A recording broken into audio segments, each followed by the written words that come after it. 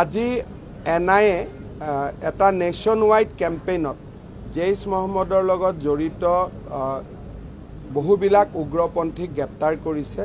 তাৰে 7জন অসমৰ গোৱালপাৰা জিলাৰ পৰাও আছে। ই আকৌ এবাৰ প্ৰমাণ কৰিছে যে অসমত মৌলবাদীৰ পৰা যিটো প্ৰত্যাহ্বান সি ৰিয়েল আৰু সি প্ৰকৃত।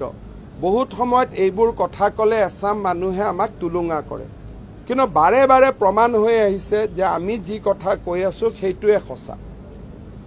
আজি যেতিয়াই NIA নেশ্যন ওয়াইড ৰেইড কৰে, অসমৰ এজন নহয় এজন থাকিবই।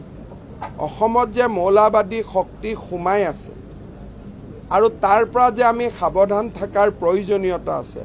সিদিনাখন সোণাপুৰত এভিকশ্যন হওঁতে যিবিলাক শ্লোগান ব্যৱহাৰ কৰা হৈছিল, সেইবিলাকে কি প্ৰমাণ কৰে যে ক'বাত নহয় ক'বাত মৌলবাদীৰ ট্ৰেইনিং এটা বা এটা এক্সট্ৰিম ইছলামিক ফাণ্ডামেণ্টেলিজিম মানসিকতা এটা ক'বাত ক'বাত অসমত নিৰ্মাণ কৰি থকা হৈছে।